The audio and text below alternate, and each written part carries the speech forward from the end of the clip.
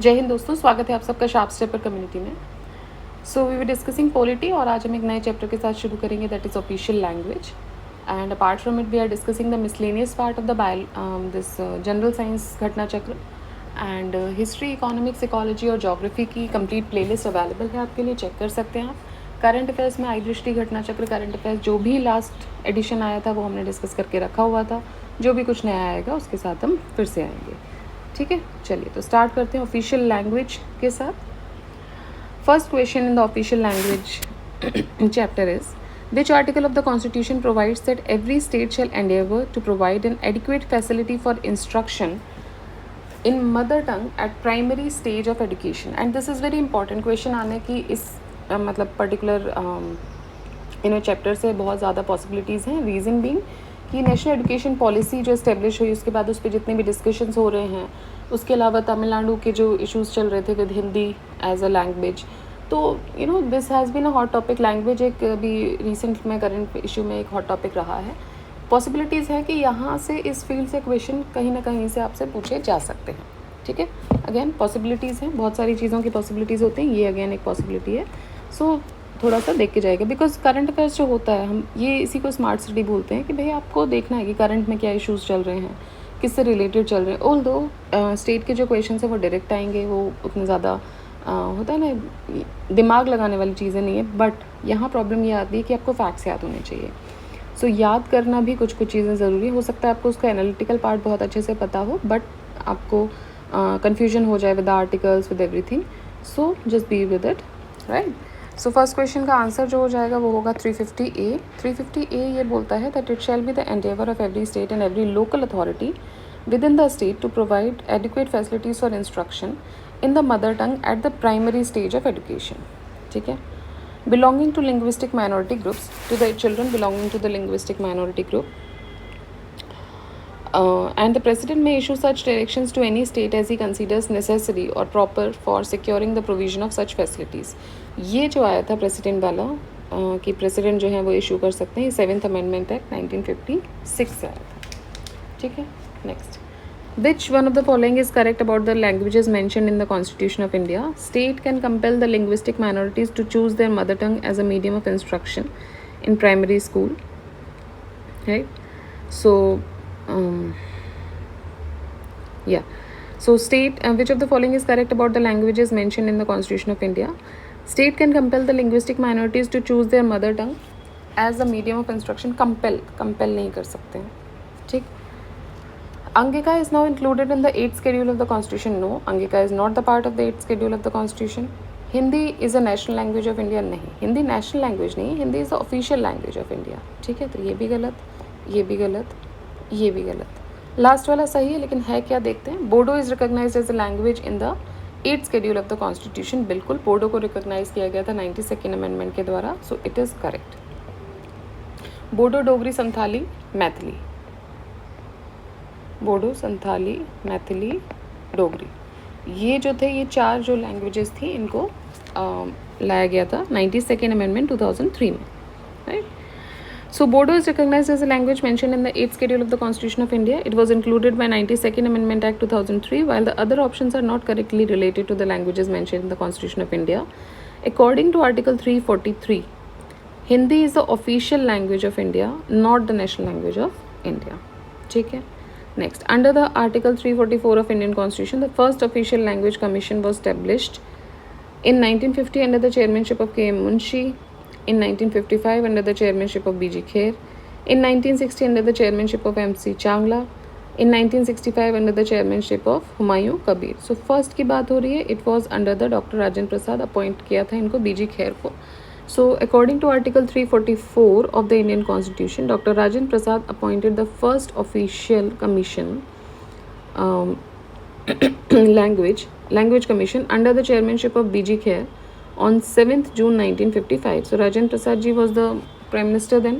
1964 में जवाहरलाल नेहरू जी की डेथ हो जाती है, उसके बाद राजेंद्र प्रसाद जी प्राइम मिनिस्टर बनते हैं। सो उन्होंने पहला जो लैंग्वेज कमीशन था उसको सेटअप किया under the chairmanship of B.G. Kher on 7th June 1955, and commission ने अपनी रिपोर्ट सबमिट करी थी in 1956।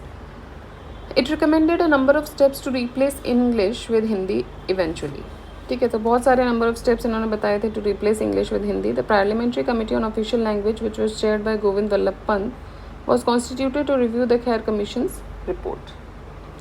Next, which of the following languages was added in the 8th schedule of the Constitution in 2003? अभी हमने देखा था बोडो, डोगरी, मैथिली, संथाली. तो ये संथाली इनमें से है. 8th schedule जो है 22 रीजनल लैंग्वेजेस को रिकॉग्नाइज करता है. Originally there were 14 languages in this schedule. जब कॉन्स्टिट्यूशन बनाया गया था तो 14 थी. Now the 15th language Sindhi ये ऐड की गई थी 21st of constitution amendment act 1967 में. ठीक है, तो 15th हो गई. उसके बाद 3 और लैंग्वेजेस ऐड किए गए, कोंकणी, मणिपुरी, नेपाली. ये ऐड किए गए थे 71st अमेंडमेंट एक्ट 1992 में. ठीक है, तो एक तो 21st कॉन्स्टिट्यूशन अमेंडमेंट के साथ ऐड किया गया, दूसरा 71st के साथ किया गया 1992 में. और उसके बाद फिर इसको याद करने का एक ये भी तरीका होता है कि 21st अमेंडमेंट 71st अमेंडमेंट दोनों को ऐड करेंगे तो क्या आएगा 92. तो थर्ड जो सेट ऑफ लैंग्वेजेस ऐड किया गया था वो 92nd अमेंडमेंट के साथ ऐड किया गया था, जिसमें बोडो, डोगरी, मैथिली और संथाली को ऐड किया गया था 2003 में. अब आपको ईयर याद रखने हैं बस. इसके ईयर क्या है, 21st ऐड किया गया था 1967 में, 71st ऐड किया गया था 1992 में और 92nd ऐड किया गया था 2003 में. ठीक है, चलिए next. Under which of the following constitutional amendments act 4 languages were added to the languages under the 8th schedule of the constitution of India thereby raising their number. Right, तो पहले एक सिंधी ऐड की गई थी, फिर कोंकणी, मैथिली, नेपाली ऐड की गई थी. कोंकणी, मणिपुरी, नेपाली ऐड की गई थी और उसके बाद बोडो, डोगरी, मैथिली और संथाली ऐड की गई थी. तो 1 देन 3 देन 4 ऐसे ऐड किया गया था. ये 21st से हुआ था, ये 71st से हुआ था और ये 92nd से हुआ था.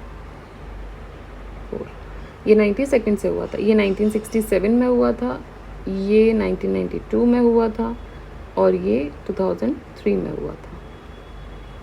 ठीक है, तो आंसर हो जाएगा सी.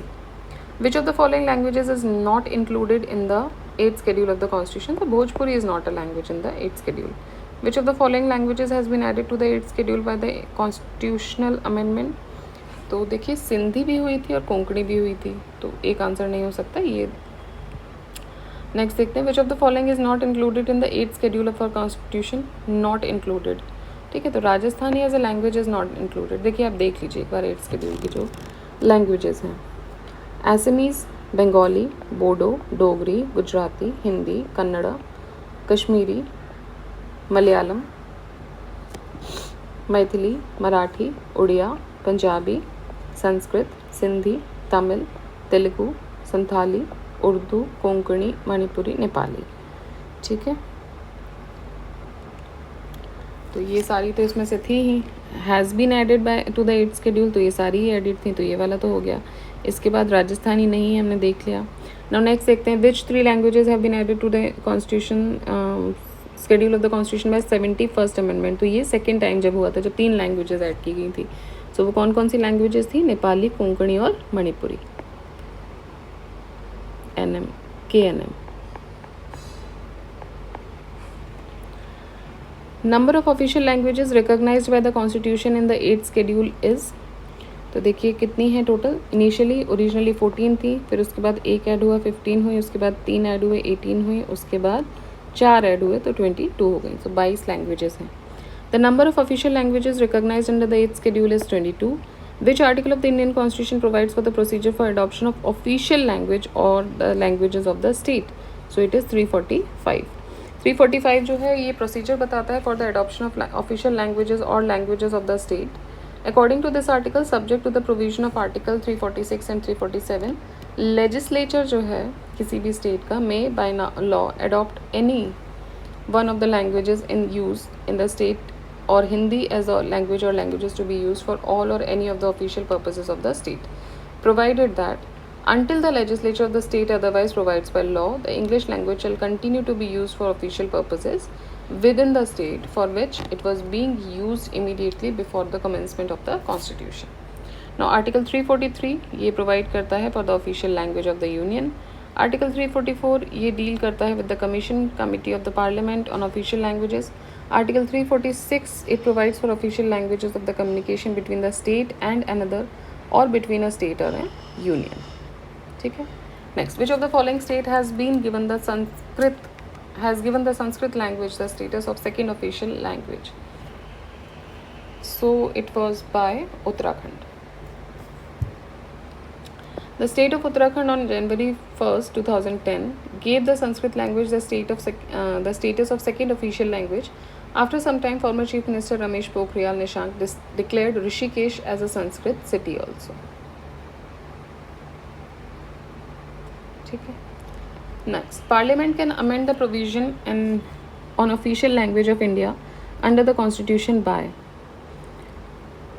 देखिए, फंडामेंटल डिफरेंस होता है हिंदी और इंग्लिश वर्जन्स में क्वेश्चन के. हिंदी फॉर्मेट में क्वेश्चन पूछा गया था about the official language in context of constitution of India, whereas English format में क्वेश्चन फोकस कर रहा है पार्लियामेंट की अथॉरिटी पर of amending the official language of India. So एक कॉन्ट्रडिक्टरी नेचर की वजह से इट वॉज डिफ़िकल्ट कि क्या कंक्लूजन है. बाकी हम देख लेते हैं. पार्ट 17 जो है कॉन्स्टिट्यूशन का वो ऑफिशियल लैंग्वेजेस से डील करता है 343 to 351.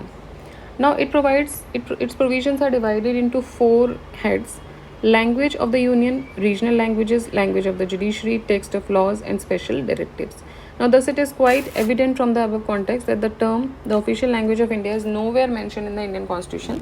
Now अगर ये मिस्टेक को इग्नोर भी किया जाता है, mention mistake or ambiguity for the quiz, then it seems that question relates to the official language of the union. Now as mentioned in the first paragraph of this interpretation, due to the difference between the Hindi and English forms of the question, answer भी अलग हो जाएंगे. Hindi format के हिसाब से option B जो है वो करेक्ट हो जाएगा. ठीक है. ऑप्शन बी क्या है? 2/3 majority. And amendment to Article 343, 344, 346, 348B is possible only by Parliament according to the overwhelming process in the Article 368 Clause 2. Otherwise नहीं होगा. Now the amendment in above mentioned articles is 343, 344, 46, 48, 1 does not require the ratification of the state legislatures. On the other hand, if the English form of the question is accepted, then option A will be correct answer. ठीक है. Option अगर English form को accept करेंगे तो option A कि parliament जो है amend कर सकते हैं प्रोविजन को on official language of India under the constitution bye a simple majority of members. ठीक है. According to Article 343, Clause 3 of the Constitution, Parliament is authorized for creating an exception to the Article 343, Clause 1. Now, as per Article 100, Clause 1, such a law will be made by Parliament with a simple majority. Parliament has enacted the Official Language Act 1963 using its power. Now, according to Section 3 of this Act, in addition to Hindi, English will also be used as official language of the Union, January 26 in 1965 से. For some of the Union government's purposes, English is mandatory. Clearly, any amendment in the said Act can be made by Parliament with its simple majority, and accordingly, the official language of the Union can be amended according to the Constitution. The word provision, which is used in English form of the question, and the word under the Constitution are being clarified in the Article 343 of the Constitution. So, to elucidate, there are 2 distinct answers to the same question. Right? Next, the provision related to official language of India can be amended by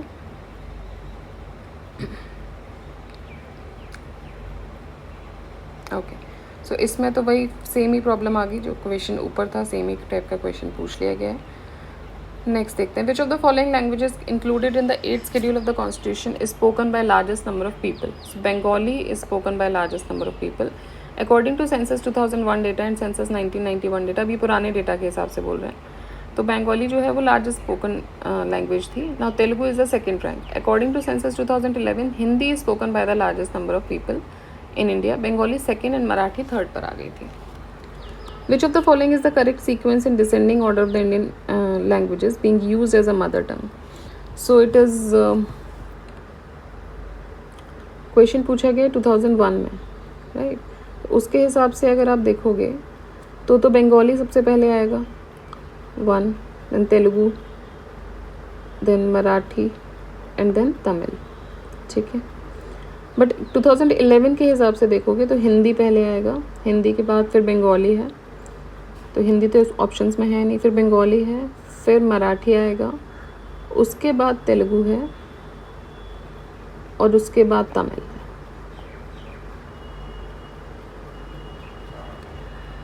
next percentage of Hindi speaking Indians is about 43.63 as per 2011 census. ठीक है, 2001 के census के हिसाब से 41.03 था।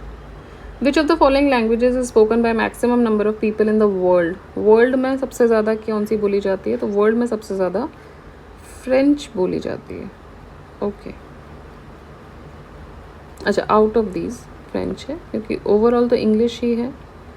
All right, सो सबसे ज़्यादा English बोली जा रही है, उसके बाद मैंड्रिन चाइनीज़ है, उसके बाद हिंदी है थर्ड नंबर पे, Hindi was not in the option. All right, फिर स्पेनिश है, देन फ्रेंच है,